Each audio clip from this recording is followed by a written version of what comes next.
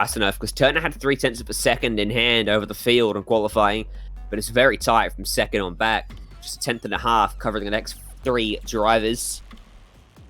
It is myself, Ryan Jones, Nick Scaraggi up here in the comments box, and we are getting set to go running here in Silverstone. Race 1 of the Ozicar V8 Series, round 5. Time runs out, and it's all eyes to the gantry. It's 5 red lights. It's a long hold, and it is away we go. Poor start from Turner. What a start from Heddershide. He splits the middle. He goes straight to the front. Chastanov's getting swamped down at turn 1. Julian Mookie goes around his outside and puts himself up into 3rd place as Chastanov tries to fight back on the inside. Everyone's scrapping for position. 3 wide down into turn 3. Yeah, that's right, Ryan. Just heading to the left hand of the loop as they hook into the right onto the hangar straight. So quite a short circuit, this smaller version of Silverstone. Just got Stuart Crawford up on screen. Stuart Crawford up on screen with Roy Clark. Yeah, as you were saying before, Heddershide with a great start. So currently 3rd in the championship. So he'll be absolutely banking on those points. Martin Turner having not as good of a start, Ryan. Yeah, that was a bad start from both drivers on the front row, in fact. Turner just salvaging it a little bit better than Chastanov, who did a good job to stay the 3rd after all of that. Wow, rear end absolutely stepping out on Stuart Crawford. And now he's got more issues because Roy Clark is looking for a way by. Isn't able to find it down at turn number 1. Yeah, it does look like, Ryan, that Crawford does have a lot of pace, so he's already up 4 positions so far as well. So 2nd in the championship, he'll want to bank on trying to get as many points as he can. Yeah, as I said that, he looks like he's just come past on Julian Mookie, who looks like he's made a small mistake. And yeah, there's quite a few cars that are going past. Yeah, down into 7th. He was as high as 3rd for a moment through turn 1. So he's definitely made a mistake, hasn't he, at some point? Meanwhile, Heddershide is starting to come under pressure. Fastest man in qualifying, showing that he has the pace in the race. But he's got to get by that Sinfinity plastered car and his chicken up racing machine. It's a short sprint race too, don't forget. No pit stops in our first race of the evening. And only a few laps to get it done. This shortened version of Silverstone is very quick and very fast, utilizing turns 1, 2, and 3, the regular circuit, and taking a right and heading straight towards the hangar straight. And as these two battle, look how close Chastanov's getting, Nick. Yeah, that's right. So Martin Turner right on the back of Heddershide there, and it does look like Chastanov has pulled that gap back in. So yeah, we could be lining up for a three-way battle now. Just watching them now come down the hangar straight. So pretty long straight down into Stowe. Yeah, it's a pretty fast right-hander into the more technical bits coming up. So watch here, does Turner look to the left? He does, but he's not close enough. He's just trying to fill those mirrors right now of Daniel Heddershide, trying to put some pressure on, maybe try and force an error and get by that way, because at the moment, Heddershide's fast where he needs to be, and that's in the braking zones. Turner can't outbrake Heddershide if he's going to go ahead and outbrake the corner by braking so late. So watch here, very fast through turn 1. Now if he keeps the momentum up through turn 2, he could look for a move down into 3, but Heddershide covers it, and Turner's still not close enough. Yeah, Ryan, you'd nearly say that these 3 are absolutely in a league of their own. So already pulling 4-second leader, only in a couple of corners. The Chastanov down on the inside of Martin Turner there, so yeah, great overtake. They've almost pulled 4 seconds on Jamie Davis, so yeah, this 3-car train is absolutely dominating. Sorry, I was just watching a battle down the back, but yeah, great work between Chastanov and Martin Turner. It does look like Martin Turner is going to get that chicken up racing back on Chastanov as they come down now into club. What this has done is it's allowed Heddershide some room to breathe. He's already out to a 2nd now, ahead of these 2 drivers.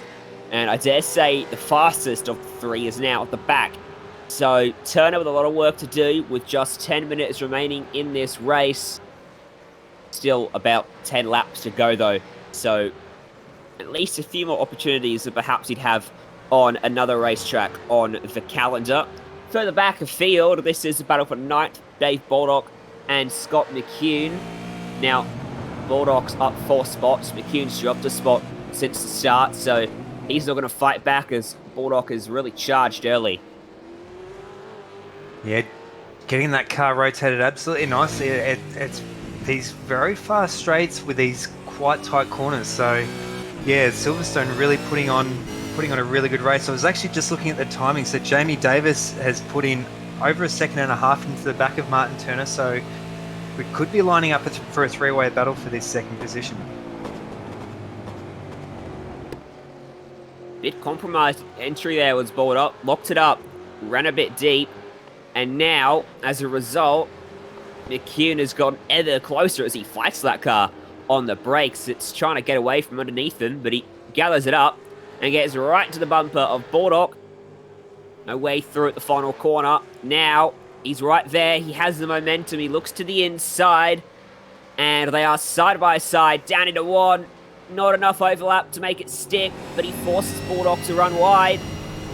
And through turn 2, mistake is going to cost him. Yeah, that's it. It's such a quick sprint race that they're trying to get these. And I say this as Baldock has run very wide and taking a lot of curbs. So very quick sprint race. You really want to try and get your overtakes done in early. So yeah, some pretty strong battles we're seeing at the moment. Just looking at the top of the screen as well. So Chastanov has put back about half a tenth of a second. Oh, and we've just seen Rick Jones come off. Not too sure where on the circuit that is.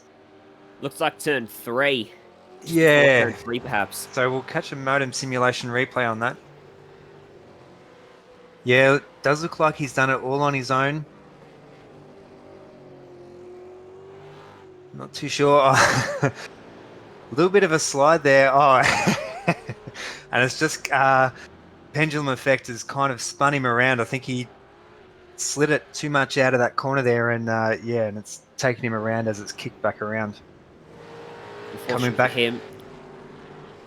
Jason Reyes and Michael Dumbrell, these two are battling hard. By the way, McCune did get back by Baldock as Dumbrell has a peek, and he gets it done. That's a good move.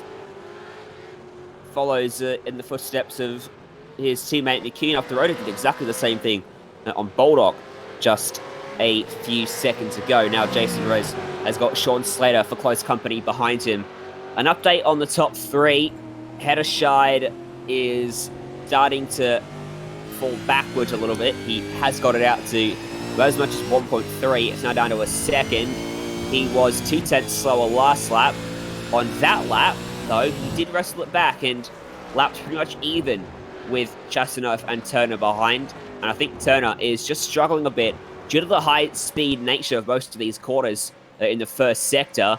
The dirty air is proving to be a little bit of a nuisance for him. Yeah, that's it. And I do find some of the others are just a little bit stronger under brakes, whereas he seems to rely a little bit more on that mid-corner speed.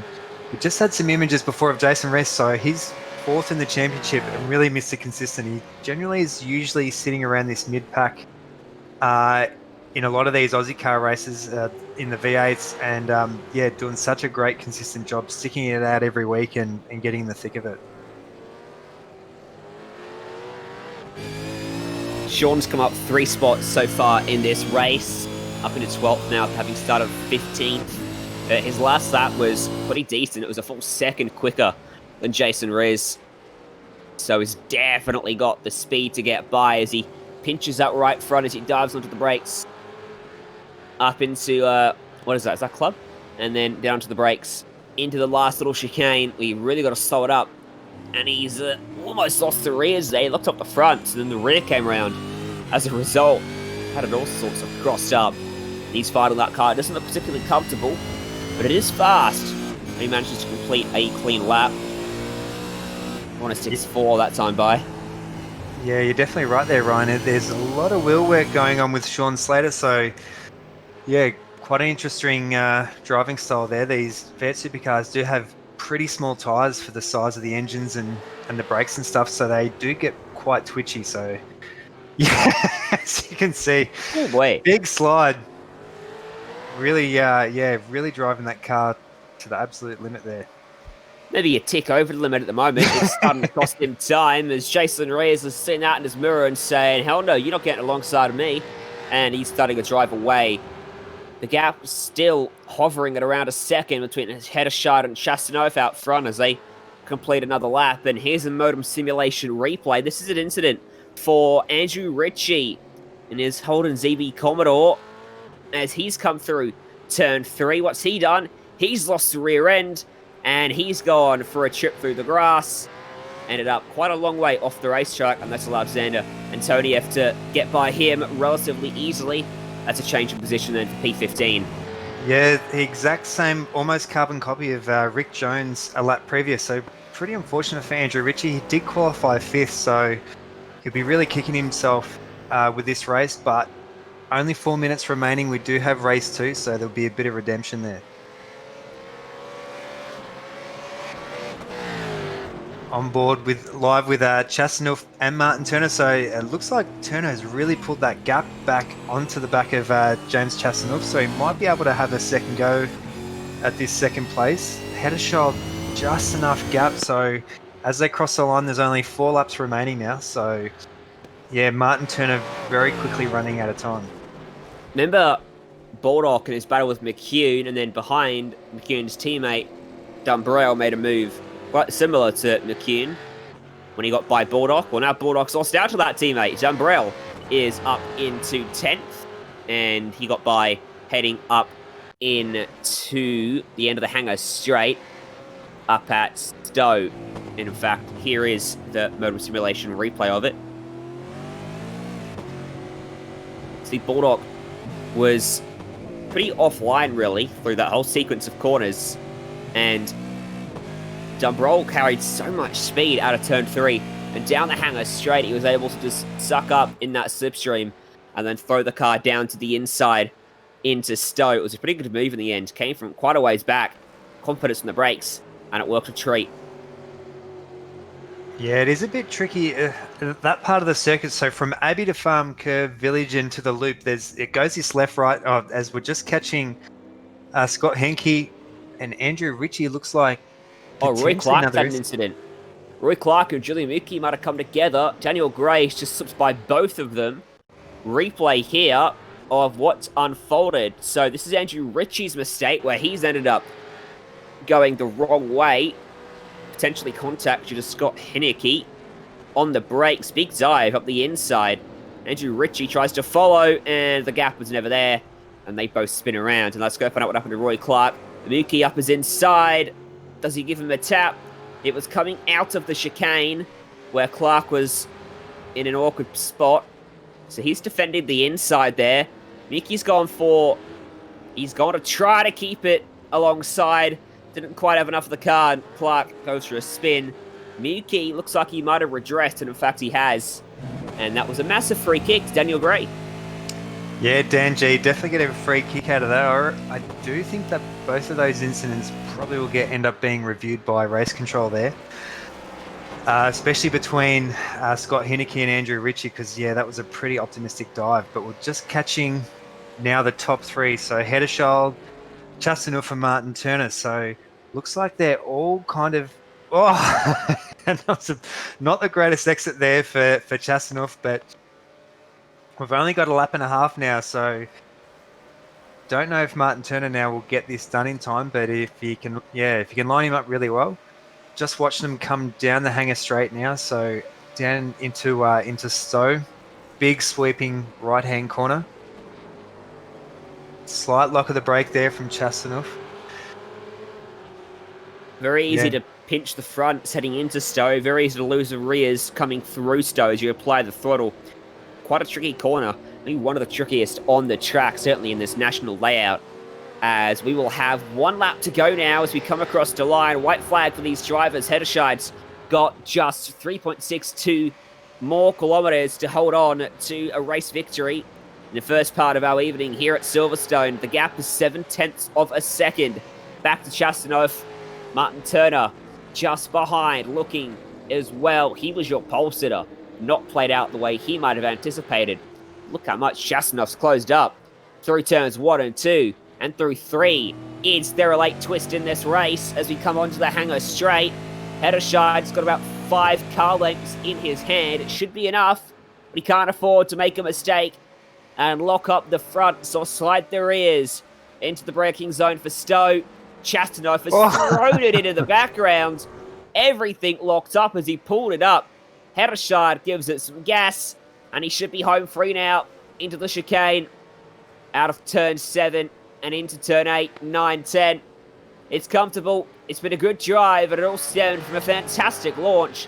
Daniel Heddershide is going to come home just about as your race victor from Silverstone as Chastanov charges late. Yeah, just a little bit too much too late there for Chastanov. So, what a great finish to theirs. Not forgetting that Chastanov... Too late. Yeah, that's a one. Yeah, not forgetting that Chastanov isn't in the championship, so Martin Turner and Heddershide are very, very close next to each other. So, yeah, they're definitely racing for keeps at the moment. As we'll watch Jason Ress and Sean Slater come over the line. What a great battle they've had all race. Just pipped him on the line there, so yeah, great work from Jason Ress. As Heddershide rips a big celebratory burnout there. I believe the term is rips a doughy. Someone who'll be happy with that. He's going to regroup and reset himself ready for qualifying number 2 and race number 2 in a few minutes' time. Let's take a look at our 4 results then from Silverstone National. And it was a solid victory for Heddershide. The final margin was just a 1/10 of a second over Chastanov, and Turner back in 3rd, making 3 cars covered by 7/10 of a second. Jamie Davis had a very quiet race in 4th. Don't think we mentioned him once. Stuart Crawford comes home in 5th. Daniel Gray in 6th, capitalising for the Roy Clark, Julian Muki coming together. They come home in 7th and 8th. Scott McEwen and John Burrell both elevated themselves up from their starting spots to come home 9th and 10th.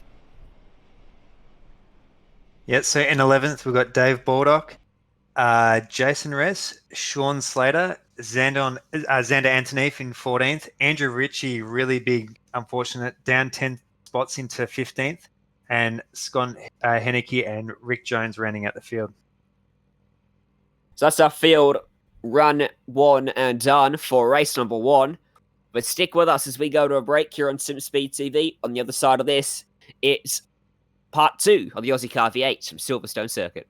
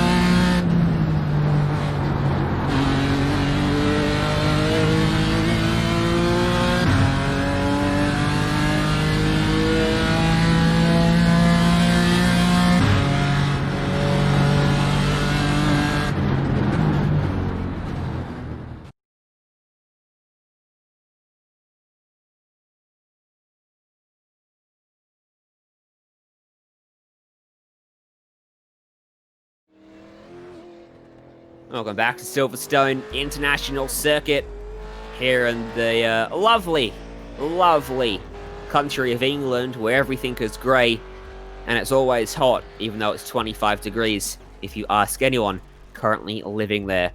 Just northwest of London for today's venue, the classic track that is Silverstone Circuit, using international layout, which is the left-hand side of the facility. You see there, the track cuts off down at Village, and we head through... cuts off just after Village through the loop, and into Chapel. We head back to the Hangar Straight, complete the lap that way. This was created back in 2011. iRacing rescanned and eventually got into the service just at the end of last year. This garage race 1 was pretty, how do we put it? Pretty shaken up. Pole position, had a terrible start in the end for Turner. Never got it back. Yeah, that's right, Ryan. So having to settle for third place. So yeah, we did have James Chastanoff as a pretty hard charger, and he seemed to have held him at bay. So yeah, maximum points going to Hedderschild there. So yeah, we'll see how we'll go for this second race. So it's a little bit longer, and there is a pit stop involved. Just losing live pictures for a fraction of a second. That's because Jay made a mistake. No, Jay's refreshing the paints so that everyone has their lovely paints up on the broadcast. Because what's the point of having sponsors if you don't get to display them out there on the racetrack? Qualifying is just about to get underway. It's a 10-minute session, 3 laps at your disposal. You can do more if you want, but they're not going to count. Maybe after the 3 laps, you want to practice that pit entry because you're going to need to make a pit stop in this 25-minute feature race. Yeah, Ryan, and also 3.62 kilometers and 10 turns. So it's only I think like a 1 minute and 4 second lap roughly. So super short track here. So I'll assume that most of these drivers are going to get their 3 laps done pretty quickly. Yeah. I reckon before the 5 minute mark. Make sure you practice that pit entry after your 3 laps because it actually is faster to head to pit lane here at Silverstone because the track designers decided losing time in pit lane was overrated. So Rick Jones, let's watch him as he locks it up into Stowe. We've seen almost everyone do that today. These cars very prone to pinching a left or front right. Front right, definitely cops a beating when he pulled up into Stowe and tip it in as grabbed some of the curb there and the rear end unsettled itself. And now he's having to resettle the car as he tips it into the final corner. And away! No, and around it goes! I don't think he's crossed the line actually, so that lap won't register. I reckon he did. I think the line's right at the start. Oh, he has too. It is too, yeah. So that he starts his flying lap. A start-finish line is unfortunately close to the final corner here at Silverstone. Part of the reason why the pit entries are so fast. Here's Scott Henneke then. He did not spin beginning his lap, so he's got it off to the right start. 14.898 to the first sector. As he comes through turn 3 and through the loop into Chapel. He tips it in. A completely different corner to what it normally is when you're running the GP layout. And down Hangar Straight. Time to eye off your braking point for Stowe, which is around 100 meters out. And then you carry the corner in, carry the speed into the corner, wash off some of the momentum through the steering input, and then get that power down as smoothly as you can and avoid the rear end stepping out on you, and then brake the 150 point for the chicane up and over the curbs. Don't use too much of the curb because it'll unsettle the car just like it did to Rick Jones a minute ago. And through the final corner, lap on the board, 1 minute 7.120. That will put him 7th. Yeah, just seeing some of the feedback there from Scott Henneke's cars. You really need to modulate that throttle coming out of club because yeah, it is tight and it does open up. But I've seen so many of these cars now really sliding. So we're just on board now with Julian Mookie. Currently sitting, actually hasn't registered a lap yet. So Currently sitting nowhere. Currently sitting nowhere. This will be his first flying lap as he comes through. So yeah, as you can see, the corner opens up. Rather slow, doesn't it, Nick? Or is it just my eyes? It seemed rather slow through the chicane. Yeah, so 106, so that's put him Yeah, way off the pace there. So, and it actually hasn't come through as a registered lap either. So, possibly might have had an off track and regrouping himself and to get it happening again. So, just catching some of Sean Slater there. Whoa. With the qualifying too, you got to be careful running it so hard into those curbs. You don't want to knock all four wheels off, or you will register a null lap. So potentially for Sean Slater as well, might be in that same position as Julian Mookie. But yes, there you go. So not registering a lap. So it's hang on, sorry, yeah, it's there in the 13th. So just Jamie Davis now and Julian Mookie not registering so far. Jason Rez here in 11th place, DVA Motorsports driver, headed down to the hangar straight.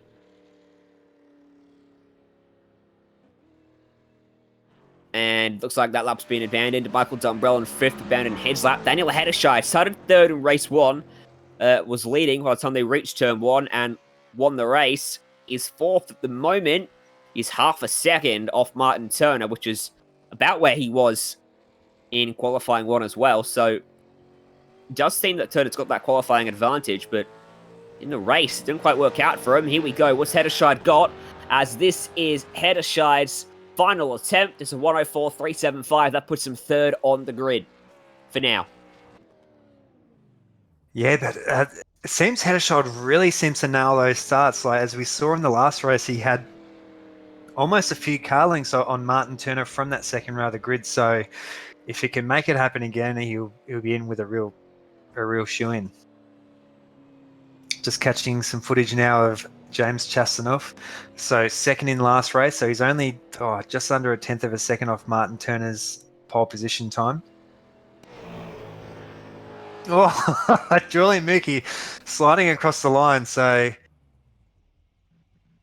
that is a suboptimal line for the final corner for Mookie. Stuart Crawford looking for the optimal line in the 111 Esports Infinity car. That's loose out of the stow. Didn't look comfortable for Crawford. And in fact, he's practicing his pedantry, diving onto the brakes, locks it up, but pulls it up.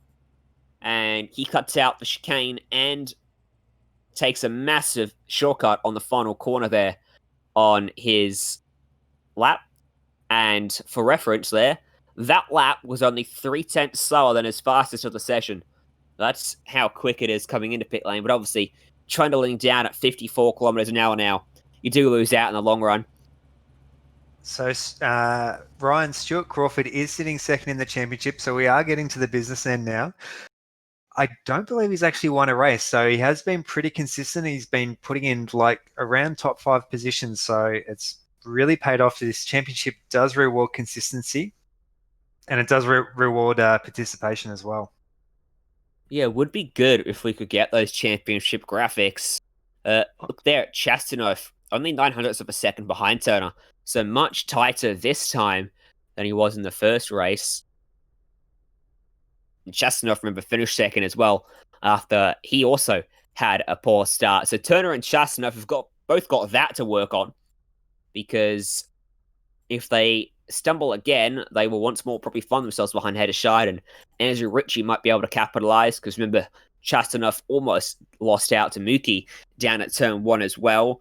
But then you have the pit stops. You can pit whenever you want, but with the aggressiveness of the tire wear on these cars, you want to pretty much pit halfway to even things out. But you can pit early if you want to get the undercut. It's a minimum of 2 tires, but the pit stops are reasonably fast, so by taking 4, you only lose half a second. It's a no-brainer to take 4 tires. Yeah, Ryan, you were requesting the championship before. I can actually give you the top 5 if you'd be interested. So I've got Martin Turner in 1st to Stuart Crawford, so they're pretty close. I think they're only 11 points separated. Not forgetting this was a round from last week. Daniel Hedershide in 3rd, so he'll be a little bit closer now from that win just before. Jason Rez in 4th and Julian Mookie in 5th. Well, there you go. Mookie and Rez are starting to fall away, but Crawford, Turner, and Hedershide, those 3 are really going to condense up. Crawford might be falling backwards now as a result of his performances tonight so far. needs a really strong showing here in the race. Hedderscheid is really taking it to Turner, though. Yeah, so Martin Turner both himself and Hedderscheid have been the faster of those three, but they've also had accidents which has put them at the back of the field. So that's kind of why they're bunched up together now. This track too, we haven't seen too many incidents. I just wanted to ask you, Ryan, what would be your strategy for your pit stop in this race? Pit before the tires die. I'd put about halfway. Use the pit lane. Yeah, and with this lane as well, it doesn't really put you back into the mid-pack. So you can come into the pits, get your stop done, and then your on-track position is almost the same as you come out the other end. Yeah, exactly. So let's take a look at our starting grid then. It'll be Turner and Chastanov and Hedderscheid the top three once again. Andrew Ritchie will start from 4th this time. Michael Dumbrell and Scott McCune off row 3. McCune, a much better qualifying effort this time round. Roy Clark, Daniel Gray, 7th and 8th. Stuart Crawford, Xander Antonieff, your top 10. On row 6, so Julian Mookie and Sean Slater. Jason Rez in 13th. David Baldock. Scott Henneke, Rick Jones. Jamie Davis, not registering a lap on row 9. That's your 16-car field here for the first one. Also encouraging too, so the Ozicar V8 Series, Skip Barbers and touring cars as well, so definitely join in. There's, plenty of spots available. It's, some great development racing. Yep, what he said. Come join us. Plenty of spots available here in the V8 Series. The TCR has a bit of a wait list at this point, and the Skip Barber, I think, might have a spot or two still open, but the racing is phenomenal around all three of our series on Wednesday, Thursday, Friday night, each and every week here live on Simspeed TV as we get set to go racing then. Gridding up here on the grid. We actually did get a few drivers that will race all three series as well throughout the week, so pretty good endurance effort by them. Yeah, I think Daniel Gray might be on that list. Yeah, Julian Mookie as well. Hedderscheid as well. In fact, Hedderscheid's definitely finding his strength here in the V8, I must say. Track temperature's 2 degrees hotter than it was in race 1. Estimated race distance of 24 laps then. So not quite double because it's only 10 minutes extra. It's 25 minutes in total. And the pit stop offers another route to make a pass. If you can't get it done on the racetrack, like Martin Turner couldn't there in the first one. Overcast skies because, well, it's England. You wouldn't expect anything else. I'm getting ready in just 30 seconds time to take the green for the final race of the day before we head into our championship finale next time out at 7:30 Eastern time next Friday night. Make sure you're tuning in for that. Make sure to go like Ozicar too on Facebook as well to stay up to date with all of that new series, the latest series, and when you can register if you want to be a part of it. What track are we racing at next week, Grant?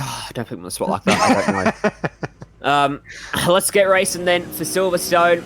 Revs rise. Let's do this one last time in England as we drop the hammer and we are underway. Hedderscheid, like clockwork. It's a golden start. Through the middle, Chastanov just lost the rear as he sidestepped, and now trying to get by him is Andrew Ritchie, but he can't make it work. There's trouble in the background. Yeah, we've just had Michael Dumbrell off, but Hedderscheid again, absolute carbon copy of the last race, absolutely popped him at the line again.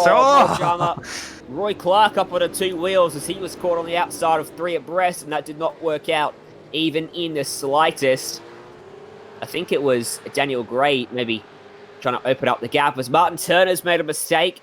And now Chastanov and Andrew Ritchie are going to gang up to get by him. So Turner, a bad first lap as Ritchie thinks about taking him 3 wide. Then thinks maybe not the best idea as Chastanov locks it up. And now Ritchie says, yes, I shall go 3 wide. This time through the corner instead of a straight. Seems like the unsafe of the 2 options. But either way, it's worked out well. Caught on the outside for the chicane as Turner almost turns him around. Keeps it off him. And lap 1's run and in the books, and it's Hedderscheid within a handy margin back to Chastanov, who stays in second as they all swap around him. Ritchie up into third, Turner from first back to fourth. Yeah, just catching a modem simulation replay. So great work by Andrew Ritchie. So not forgetting he finished almost at the back of the field, so upper position. Just watching them come off the line and just Hedderscheid absolutely with that whole shot. Can see Chastanov maybe putting on a little bit too much power, a lot of squirming there. And we've just seen almost 2 incidents at the same time. So Sean Slater and Antoneve. And Roy Clark. Oh, yeah, that was in the foreground of those live images. But a bit unfortunate. And we've just had another car come off. Rick Jones at the back of the field as well. So lost the front bonnet too. You might have found the fence somewhere. That shot of the start also gave us a good idea. So as soon as Chastanov put some steering angle in, the car stepped away from him as he was trying to still apply the throttle, which also shows us how good of a job Hedderscheid's doing to control that throttle as he puts steering input in to get around Martin Turner in front of him. Yeah, his fastest lap of the race goes to Chastanov on that lap. Yeah, that's exactly right. With Chastanov, the massive engine and very skinny tyres for these V8 supercars, so quite tricky to get off the line, but it does really pay off. Just saw Stuart Crawford running really wide, so he's up 2 positions from ninth, so not too bad work there by Stuart Crawford as we're on board with Jamie Davis. Up 9 positions. Jamie Davis. Start. Yeah, absolutely capitalising on those early race incidents. So, yeah, from the back of the field, so not registering a qualifying lap, he's absolutely stormed through. Drive-through penalty for end zone X for Antonieff. I've said his name before in this broadcast. No, I couldn't get it out then. Earlier on today, I forgot how to say precision mid-broadcast. That was fun. They're just catching some imagery now of the lead pack of 4, so I reckon we're in for a really good battle. Chastanov has a look. Almost cut the corner. Top 2 have broken away. I think Ritchie's holding Turner up quite a bit at the moment. Doesn't quite have the pace of the leading trio from race 1 as into pit road comes Michael Dumbrell. The pit lane actually elevated above the normal racing surface here in Silverstone. And then rather curiously, it ends up below it by the time you exit and you have to rise back up again. It probably has something to do with water drainage, given how much it rains in this damn country. As Chastanov is trying to regather the lost ground, he lets slip away at turn 1. Yeah, we're just seeing some of the feedback there from Hedderscheid, so taking very defensive lines. He will be holding them up, and yeah, that is going to pull Andrew Ritchie in between them. Yeah. So as you go defensive, he costs yourself and the guy behind you time. Yeah, I was just thinking as well, Michael Dumbrell. Dumbrell, a pretty famous name there in touring cars in Australia. I think there's a relation. Modern simulation replay of Scott McCune and Roy Clark, so both of them looking pretty beaten up. Oh, change of position there, so... Yeah, that damage to Clark's car is from lap 1. That was him getting by McCune. As your top 3 have condensed. Turner, now the one struggling for a bit of pace, falling off the back. There's the scrap further behind with Jamie Davis in 8th. Scott Henneke actually has looped it through what appears to be turn 2, gets it back going. Yeah, replay of this. Pretty unfortunate for Scott Henneke, just looping it on his own there. So, yeah, a very quick flick spin and to get back into it. But I'd have to say, Ryan, if you're Martin Turner, you want to be practicing your starts because, again, it's cost him quite a few positions there. So we're on board with Jamie Davis. Not the longest run down at turn 1 at Silverstone either, so could definitely hurt him a lot more on other tracks in this and future schedules as Crawford lunges, there's contact, and off the track goes Davis. He keeps the car pointed straight-ish. He loses the spot, and I wonder if race control have an urge to look at that. Let's look from an exterior perspective. That doesn't tell us much. Yeah, and just hearing over the radio, it was reported, so I'm guessing it will be looked at now. So Here potentially we go. Stuart Crawford just being a bit too overzealous and jumping in a bit too hard. So catching the slow-mo. Yeah, at that point, Davis is committed to turn 1 already. He's entitled to take the racing line, and Crawford's gone for a lunge a bit too late there. Hasn't gotten off the car the inside. I think that might be a redress coming his way. But he's come to pit lane, which is going to make that very difficult, which means he might have a penalty coming his way now instead. He might have just served himself a double whammy, unless this himself is a drive-through. I expect it to be a scheduled stop, though. Stuart Crawford with his pit lane entries, with his practice before it definitely paid off. And it looks like no penalty there for Stuart Crawford, so they are going to keep going as they are. So interesting. Oh, I've just seen Roy Clark go way too wide there, so losing that position of Scott McCune. So it's a great little battle between these two, even though Where's Mookie gone? Yeah, Mookie's going to pop into shot in a second. There he is. He took a... I think he actually lit it up coming out of turn 4, and that's what's turned him towards the infield grass, because he was down on the grass. Here's a replay.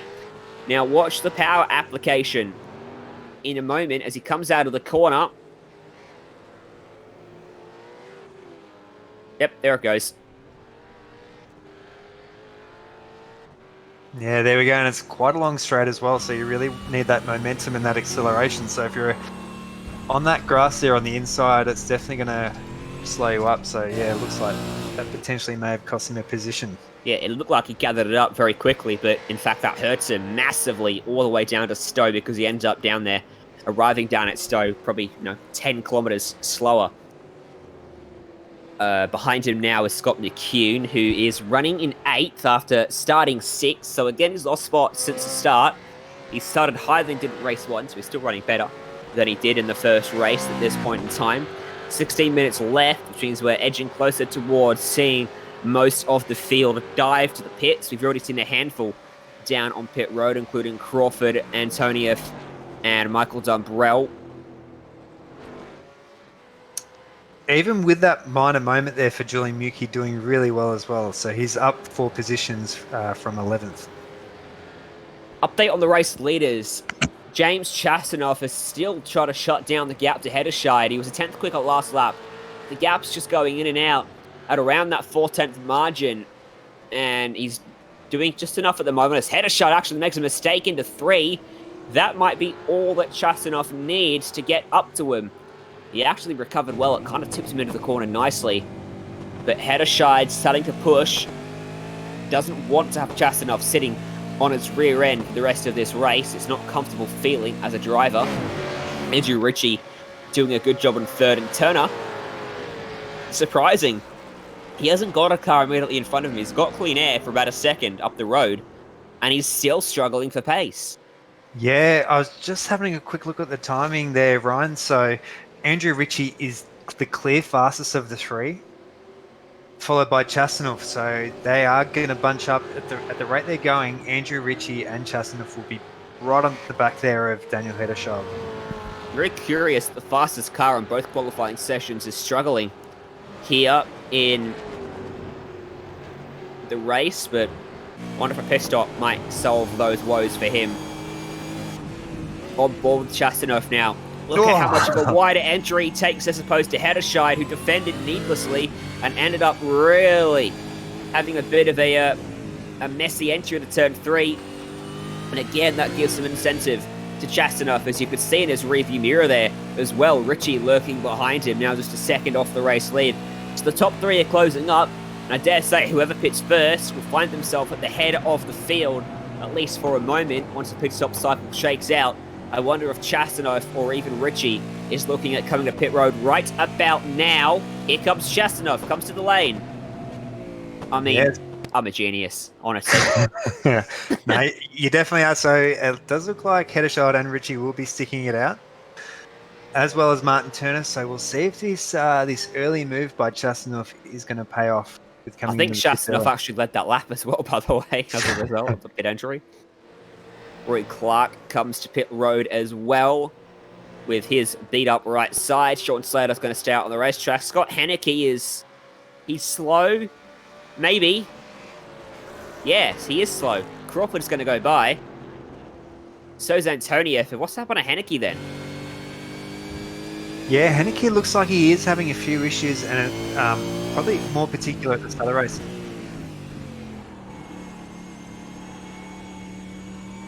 Yeah, he possibly might. Oh, Xander Antoniev. That's a slow spin. There it goes.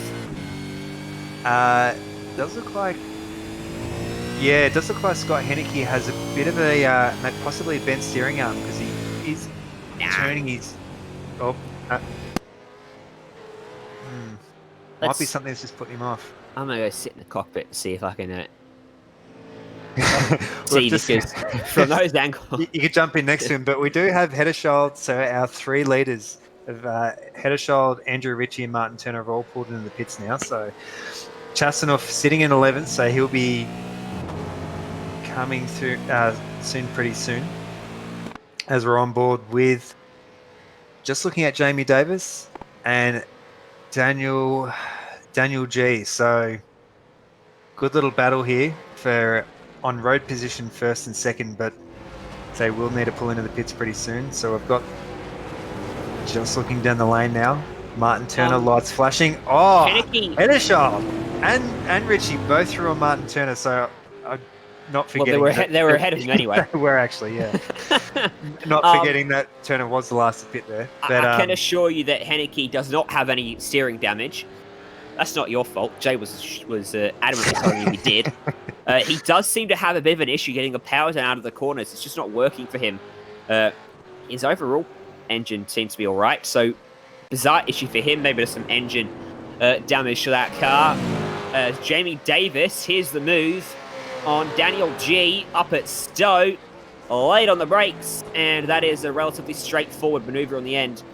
Just gives it a couple dabs on the apex to keep the car there and stop Daniel going for that crossover move. And both straight in the pits after that. So yeah, it does look like Jamie Davis will be leading. By the way, Chastanoff has jumped Hedeschild.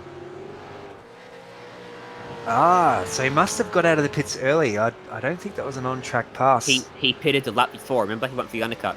Yeah, he did. So it does look like the undercut did pay off this time. We haven't seen the undercut really pay off on these 20-minute races. So yeah, Chasanoff definitely has the pace. So yeah, I would assume now that he will be pulling away. Andrew Ritchie, I reckon. It is interesting because his outlap was not impressive. His in-lap, though, was 1.4 seconds quicker than Hedeshai's. That's his outlap, sorry. So he found a lot of pace on his outlap. His first flying lap afterwards was actually slower than the last lap he did before he pitted. So finding it all on the outlap there, a lot more confidence on the cold tyres, is the key for Chasanoff. Yeah, Chasanoff really taking that risk with that cold tyres. So just seeing some, as we've got Jason Rez, so that has left David Baldock out as currently first on the road. Chasanoff will be quickly closing on the back of him. He's absolutely laying down some really fast lap times at the moment. Hedeschild knocking down a 104.3. So Hedeschild seems to have found some pace now that the tyres have warmed up. Yeah, he's 1.6 back at the moment. Needs to find a fair bit if he wants to get by Chasanoff. Passing does seem to be difficult here, at the front at least. Further back, there's been plenty of overtakes as Crawford sent smoke signals back to Daniel Gray, and those smoke signals would have said, "Look, I'm out of control," because that car is very uneasy. Yeah, Stuart Crawford absolutely muscling that car there around the loop and through Village, so don't want to push it too hard because, as we've seen in race one, quite a few people spinning, as we've seen Dave Baldock pull into the pits, so that will put James Chasanoff, and just catching in the background, Rick Jones has come off again, so pretty unfortunate race there for Rick Jones. Andrew Ritchie, fastest lap of the race. There you go. maybe he can get to Heddershide and get to Chastanov.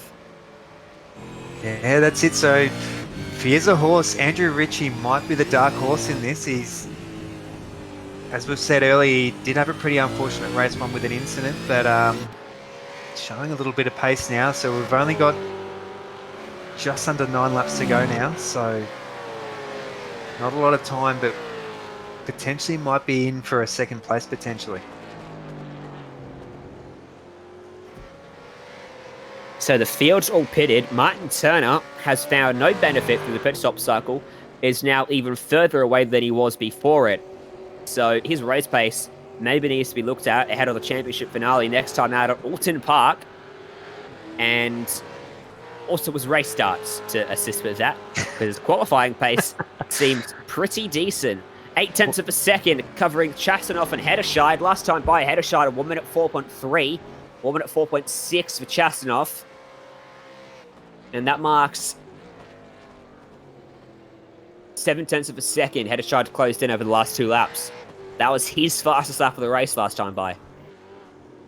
Yeah, they're just chipping and chipping away there at Chastanov. So Chastanov is the slower of the 3 at the moment, but he is on. You wouldn't really think that the tyre degradation would make all that much difference, because it really only is like a minute of extra track time that he's really had, but these tiny like 0.1 of a second here and there could possibly mean everything. Yeah.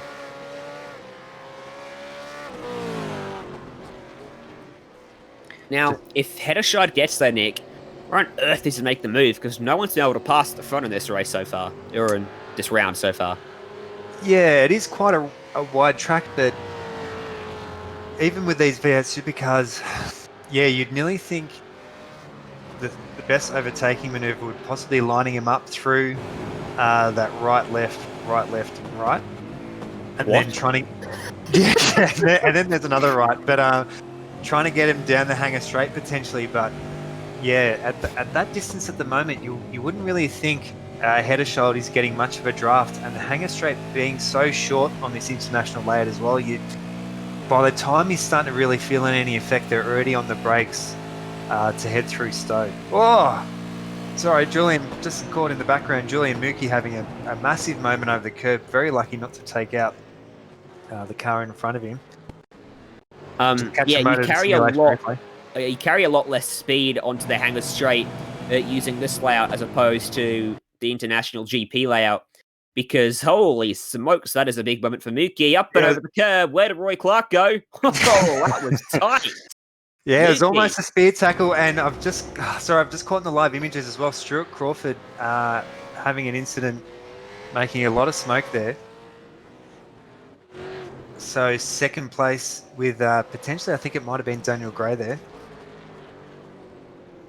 Obviously, when you use a GP layout, you come through Maggots, Beckett's, and Chapel, you carry a lot more speed onto the straight, whereas this is a very tight corner on this layout, so you're unable to do so, which definitely cuts down the margin you need to be in order to get an effective slipstream and a slingshot down into Stowe, which is where the majority of the overtakes have happened today.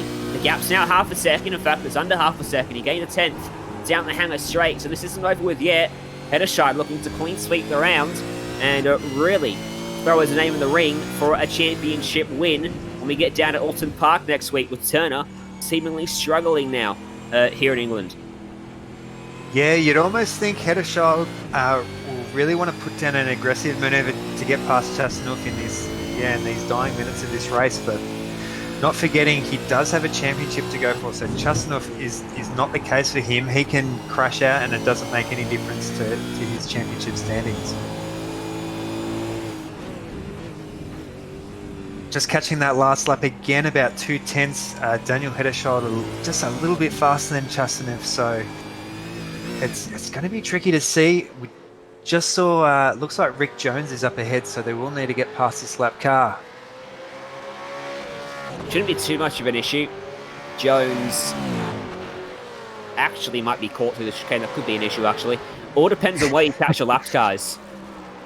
I was going to say he's suffering from straight line damage, so getting by him in a straight won't be too hard, or rather he's suffering damage to the car which is affecting his straight line speed. And they'll catch him just after the chicane. They'll be very happy about that. Although Chastanov will be hoping he doesn't get held up, because if he does, Hederscheid's going to end up in his boot lid. Yeah, just hearing over race radio as well. So Scott McCune there receiving a penalty for that. I think that must have been with that incident with Stuart Crawford there. So yeah, pretty unfortunate for Scott McCune. Yeah, Hederscheid wow. right on the bumper. They fanned right out into turn 3 there. Lapscar to the left, Chastanov to the right, and Hederscheid even further to the right. He's taking a much smoother line through turn 3, and that's given him a nice run into the hanger straight. Chastanov has to move it over to cover off the inside. He does exactly that. Hederscheid ends up on the outside now, trying to side draft the race leader. They almost touch. Oh. They do touch. And Hederscheid's car reacts violently, but he hangs onto it. And the lead resolves itself at the moment, still on the hands of Chastanov, but Hederscheid is hungry for a move. Yeah, Hederscheid absolutely pulling as hard as he can out of the loop, so got that run on the straight there. But yeah, that slight contact still managed to clean up and to keep it going. So push back out to about 0.4 of a second now, so he'll have to do all that work again to pull that gap back. Through turn 1, Hederscheid just runs a little bit wide of the apex. That's given but half a tenth to Chastanov, which in this circumstance is big. Another laps car coming up. That's Scott Henneke. Again, much smoother for Hederscheid through turn 3, but he's not as close on this lap. Won't be able to challenge down at Stowe. Henneke gets out of the way on the hanger straight. 2 laps to go for these drivers, and they hit the line, but Chastanov moves it over. He's worried. Hederscheid's looking to the inside, late on the brakes, squirming on the brakes, throws it in with everything he's got, but it's still not enough. Yeah, these two are absolutely inseparable. So last lap, 2/100ths of a second, and their best lap as well, about 2/100ths of a second. So these two, even though that their driving styles are slightly different, are absolutely on the limit. Lap times irrespective now. You can see the margin on the track, how close they are together, and it's all about where Hederscheid's being held up by Chastanov and where he's not. He's just fallen away, but now that the pressure's on, Chastanov looks to be struggling just a little bit. He's looking in his mirrors a bit too much. He's defending where he needs not to be defending. Like on the entry to turn 3, he needs to take a nice smooth line into the corner, and he might find himself with a better exit where he's not having to defend into Stowe. This time he doesn't move over. That's a good job. Now he's much smoother through 3. A great exit down onto the hanger straight. Yeah, it doesn't look like Hederscheid got that same run as he did in the last 2 laps, so only a lap and a half now, so Hederscheid will be seeing that up on his lap counter. He will need to get this done. Great racing in just a little bit earlier, filled the mirrors of Chastanov. Not sure whether that was a good idea in the long run. He might have compromised himself off the exit. You've got to be smart. It's like playing a chess match. You can't show your nose and fill the mirrors if it's going to compromise yourself on the exit. If you're not close enough to make the move then and there, that's exactly what Hederscheid did. The gap at the line with 1 lap to go is 0.2 of a second. Will we see a last lap change for the lead? Through turn 1, Hederscheid closes. Chastanov may have to cover down at 3. He does. Hederscheid right in his tyre tracks.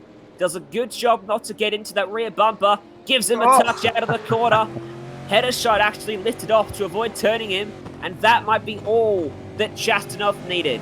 Yeah, it looks like he really hit that curb hard, and yeah, Hederscheid now 0.8 behind it. Lifted off too much, trying to avoid spinning Chastanov. Yeah, that could be his race done, and Chastanov getting by just by the grip of his teeth, so only a few corners remaining. So, James Chastanov started P2 for both races, and it's going to be race 2 where he gets this one done through the chicane.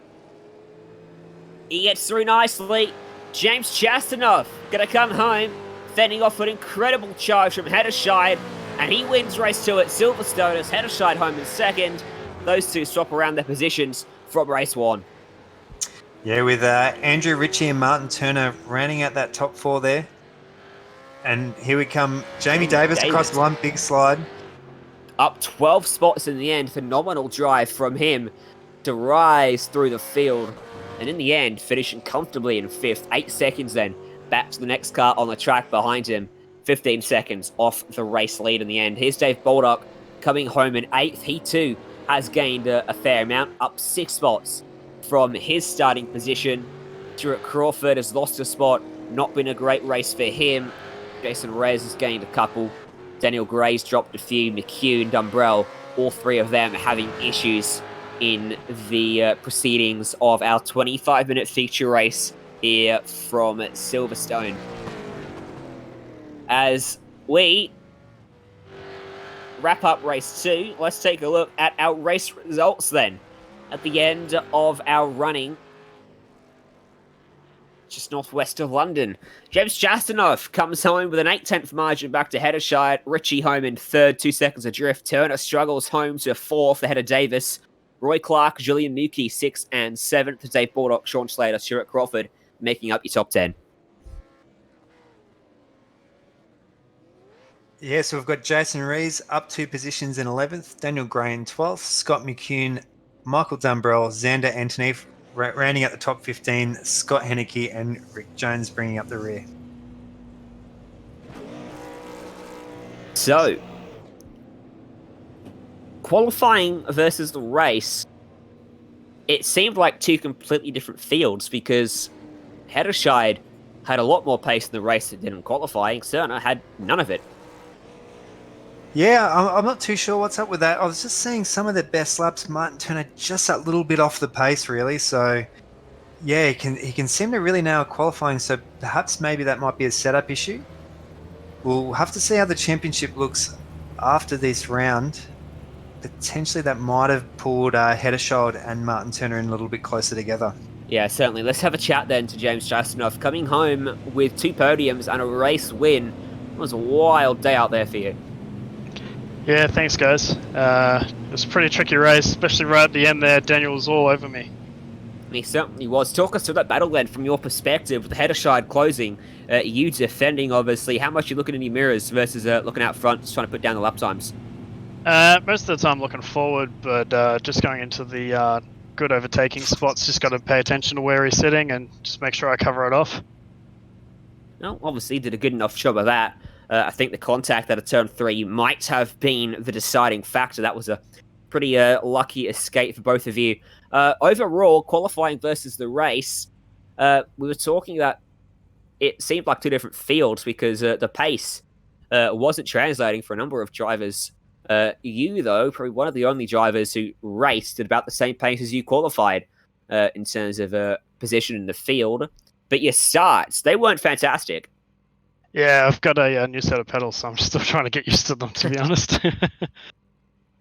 So what do you think then? What's the reason we're seeing a lot of drivers excel in the race and some are struggling? For example, Turner had no pace in the race, it seemed, whereas Heddershire, qualifying 3rd in both races, had a lot of race pace. Oh, it might just be down to the setups. I'm basically running the same setup for both sessions, so only working out one setup for each track. Maybe that's the difference. They've got a better qualifying setup than they do race setup. There you go. And obviously yourself not in the championship picture, but certainly throwing your hat in the mix as a race winner. Heading into Alton Park, you're looking to maybe clean up the round and be a bit of a nuisance to the championship contenders? I'll have to do a couple of laps there first. I haven't even raced there, so we'll see how we go. That should be interesting then.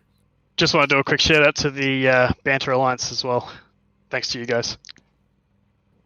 Hey, well, thank you for joining us. And any other shout outs?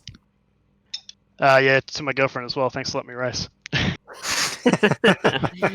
Hey, thank you for joining us and give us some attention. Cool, will do. Catch you later, guys. It's James Chastanoff coming home as your race 2 victor. Now let's have a chart to our race 1 victor, Daniel Heddershire, standing by with Nick Scaraju. Yeah, Dan, excellent effort, mate, in for both races. You absolutely seem to nail that whole shot in both. Yeah, how were those starts? They were awesome.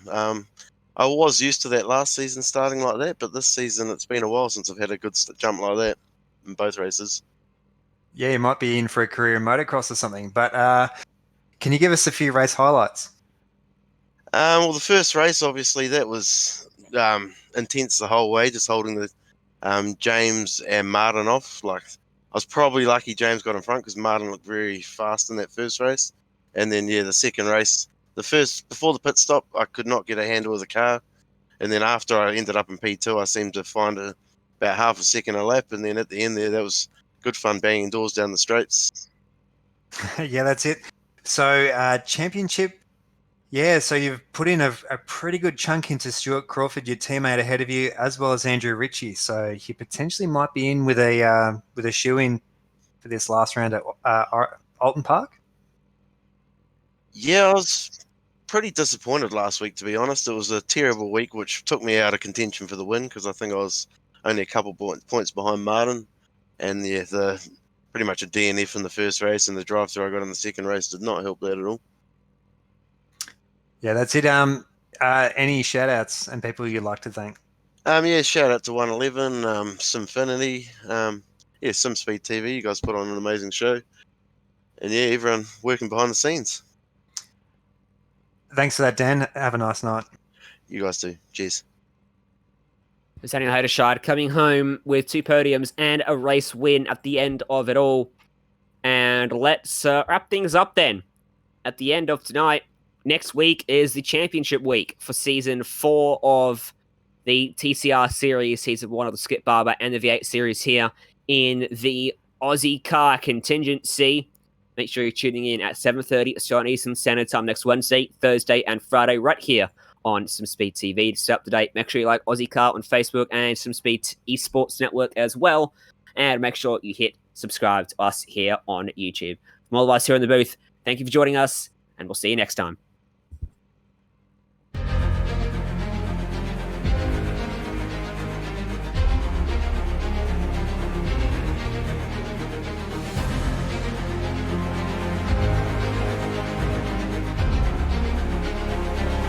This is fantastic.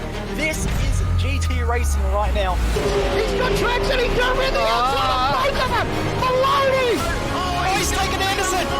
Anderson's up top. Oh my God. Oh, big crash. Oh my goodness. Half the field's going to get rolled. Second very close. These guys are want to make their way through the field very quickly. Oh, here we go. Oh no. That's massive. This is it. This is over. I can't believe this. Oh my God. God, what?